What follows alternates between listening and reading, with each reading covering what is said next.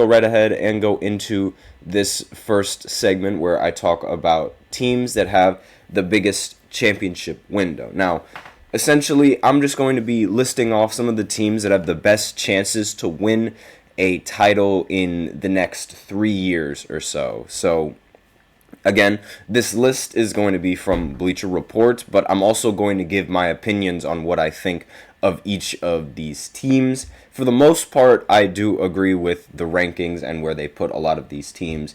And I mean, I really don't have that many complaints as to who the team, as to which teams that are in the top 10 are actually have the highest window for a championship. So I really have no problem with this list. And we'll start off with the team with the biggest window to win a title, and that would be the Oklahoma City Thunder.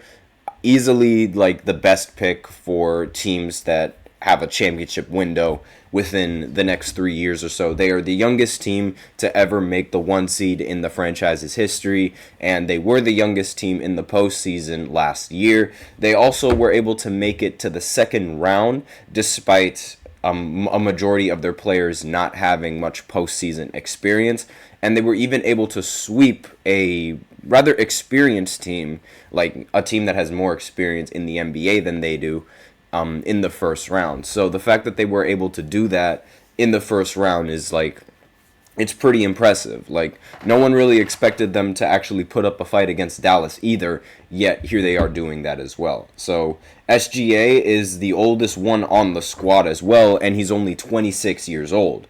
Chet Holmgren is, he's the oldest one of the big three. Chet Holmgren is 22 years old, and Jalen Williams is 23.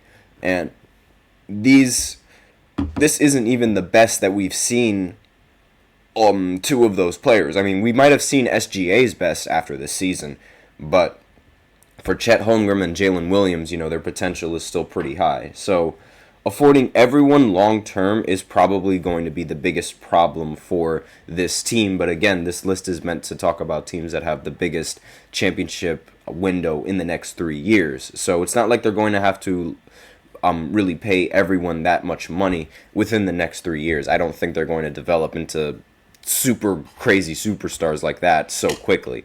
And if things get tight, the Thunder are the epitome of maneuverability, as they have a team option on Isaiah Hartenstein in 2027 and 2028, not to mention any other picks that they have from the Paul George trade. If you guys remember, OKC traded away Paul George to get SGA and a couple of other draft picks, and they've been in really good shape ever since then. So, I mean, it's only getting started for this team. I'm sure we're going to hear a lot about SGA and a lot about Chet Holmgren. Those two are definitely the future of the franchise, assuming things don't go south and don't turn south in any way. So, next team on this list is the Boston Celtics. Now, the Boston Celtics, they have all of their players under contract for at least the next 2 years, meaning that this championship team could still be destined to do great things in that time. And not only that, with Jeff Bezos in the mix of purchasing the Boston Celtics, maybe these guys wouldn't even have to worry about what the luxury tax would do to them. Jeff Bezos, he has a lot of money, and paying off this luxury tax, this brings in a huge different perspective on this Boston Celtics team, because maybe with Jeff Bezos as, the person that's funding everything and the person that's paying off all of the luxury tax, maybe you'd be able to keep your team for a little bit longer because Jeff Bezos would be able to afford paying that hefty luxury tax. It's something that the owners try to avoid, assuming that the owner doesn't really have much money to spend. But I mean, Jeff Bezos, he has a lot of money to spend. And not only that, the rest of these players, again, we're talking about a 3-year window here, so that's more than enough time for these players to work out a deal with this team and to try and continue winning championships, assuming they go back to back after this season. And it's really it could happen. You always have to put a team that won a championship as either in the top 1 or top 2 as the best chances of winning a title within the next 3 years. So I have no problem with the Celtics being so high on this list. And the next team that I don't mind being high on this list is the Denver Nuggets. Again, they won a championship before. This main three has shown that they have the ability to win a title, and they've shown that they have the ability to play really well in the postseason, especially Jokic. And so because of that, I think you can't really count them out. When you have somebody as good as Jokic playing as consistently as he's been, you can never have somebody like this and count them out. Like you just can't. I feel like you'd be a little bit delusional if you were to count any of these guys out. Like there's just no way. You can't do that. And I mean, on one hand, you have Nikola Jokic, the best player in the world, who won't age out of being in the conversation of being the best player in the world.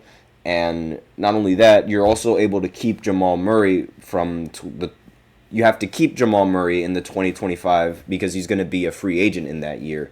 And Aaron Gordon has a 2025-2026 player option, and that's enough to float plenty of immediate and short distance championships in the long run. Denver's bet on youth can also feasibly boost its stock, according to this article. If one or more of Christian Braun, Julian Strawther, and Peyton Watson take major steps forward over the next couple of years, the Nuggets' title window both instantly strengthens and noticeably extends, which is something that every single team hopes for a lot of their young players. They hope that their young players can develop into championship caliber players and be a part of a championship caliber team.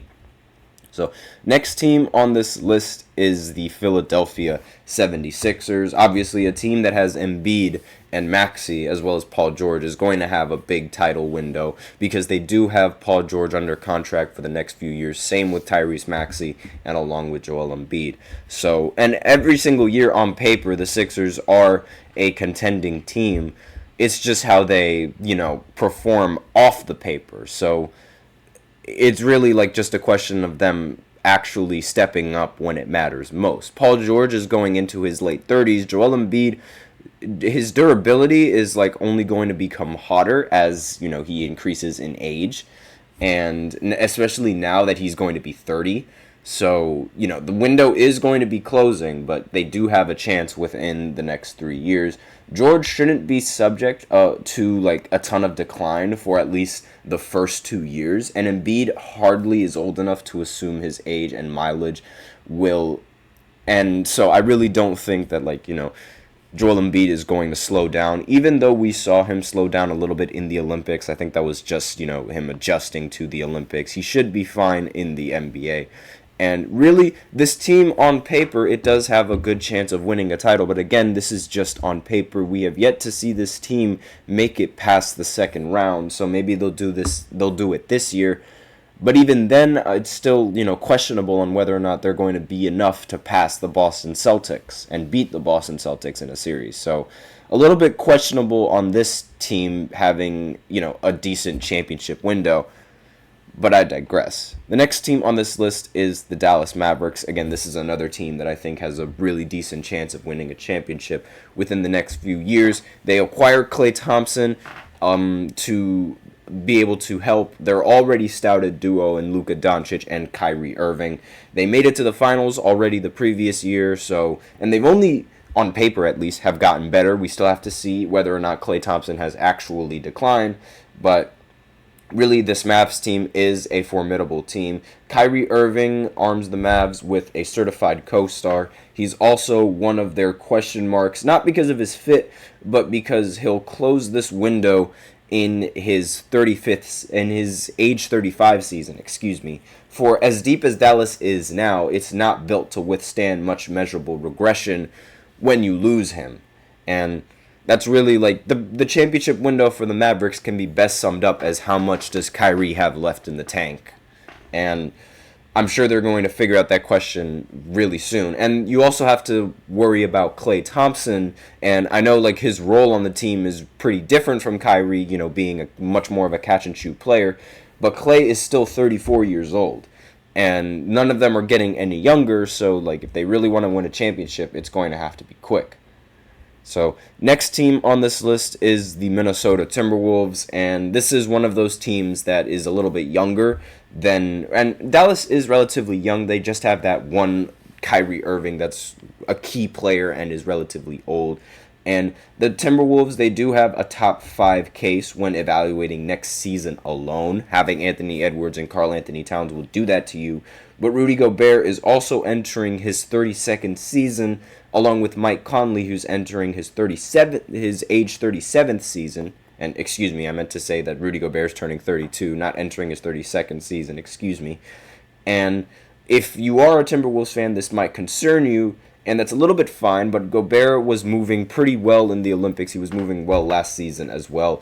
And, he could win another Defensive Player of the Year award going into next season, even though I think Victor Wembanyama is going to win that award rather comfortably. But this team, they do have good chances, and what was once a team that was looked down upon for trading for Rudy Gobert is now actually praised for making that decision. So great way to turn the trade around as well.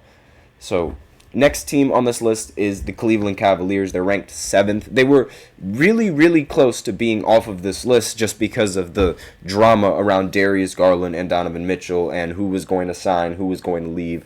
But now that they're reluctant on keeping their big core together, their big four with Evan Mobley, Jarrett Allen, Donovan, and Darius Garland, then they now have a chance. They do still have a chance having and retaining this core lineup that they've kept for the next season. And really, I'm actually more surprised that this team is ranked higher than the Knicks. But then again, when you look at the Knicks and how their contracts are all structured and the players that they have on their team, it's more so the window for the Knicks is more so 2 years instead of 3, and it's not entirely sure on whether or not they'll actually be able to do enough in the postseason. And I would have much rather seen the Knicks ranked higher. They're next on this list, and I might as well go ahead and talk about them because Jalen Brunson, I feel like, is a much better player than Donovan Mitchell, at least from what we've seen from both of them. Jalen Brunson went on that ridiculous streak in the postseason, scoring 40 points almost every single night. And Donovan, he's really good in the postseason, but he wasn't nearly that good. But otherwise, other than that, the Knicks, they have a lot of depth. They're able to sustain their roster, and it's clear that they really want to win a championship. And Jalen Brunson took the pay cut as well, and that allowed OG Anunoby to actually get his money's worth on a contract. They also were able to add Mikal Bridges. They did lose a couple of picks in trying to get Mikal, but aside from that, they do have a championship-ready team, and they do have a team that is, that's been playing with each other since they were in college, essentially. 4 of the main players, or the most popular players on the team, ended up playing in Villanova. Maybe 4 of the lineup, 4 of the players in the lineup, I guess you could say. I can't really say they're all popular because, Julius Randle didn't go to Villanova, but the majority of the players, they've played with each other already, and when you have a team that's already had that chemistry, it's really difficult to stop them. Next team on this list is the Orlando Magic, and when you have somebody as good as Paolo, you're going to be in the talks of winning a championship for the next few years. And really, they've gotten fielding an elite defense should never really be an issue for Orlando when they're in this window because they do have notable defenders on the team and they do have pretty significant shooters as well. And really, it's just down to whether or not they all click and everything falls into place. And once everything falls into place, then they got it. And really, I'm not going to spend that much time on this team because we are sort of out of time. And then finally, the last team is the Milwaukee Bucks. Obviously, when you have somebody as good and as young as Giannis, your championship window is going to be open for majority of his career. They just recently acquired Dame, and I don't think Dame was 100% last year. Now I think, this year, now that he's certain on what team he's going to be on, he's going to actually, work out over the offseason because he didn't work out last year's offseason in the fear of getting injured, and he knew he was going to get traded. So if you get injured, then your trade stock immediately plummets. and he just wanted to make sure that he was healthy for the season. But now that that gets out of the way, there's a good chance that we see them, healthy in the postseason, because that's one thing that we have yet to see. We have yet to see Giannis and Damian Lillard in the postseason. So we'll see how that goes, but I'm fairly confident in both of their abilities. They're both phenomenal playoff performers, so I don't see as how they could fail, but we'll see how it goes. So that's all I have for this first segment, excuse me. So now I will go ahead and go into the second segment where I talk about some of the league's most underrated players for the last 5 seasons. So I'll be right back after this short break. Be sure to stay tuned. I feel like I'm losing my mind. Is everybody in the world blind? Please, Lord, give me a sign, a sign. I feel like I'm losing my mind. Is everybody in the world blind? Please, Lord, give me a sign, a sign. I wanna be the greatest. Everybody on the fake shit. I look around and feel like everybody is the fakest. I make this every day and I'm impatient, hoping one day I blow up from the basement. Statement, the top is so vacant. I don't hear shit that I think is amazing. Waiting for my day when I'm playing sold out shows for 1,000 faces. Hey, give me that crown, get in my way and to be put down. It ain't your place, all this my town. If I want that shit, then I'll get it right now. I'm losing it, the noose it fits. I'm losing shit, a stupid myth. You choose to live or choose to dip. You choose to fight or lose your grip and lose a gift. I feel like I'm losing my mind. Is everybody in the world blind? Please, Lord, give me a sign, a sign. I feel like I'm losing my mind. Is everybody in the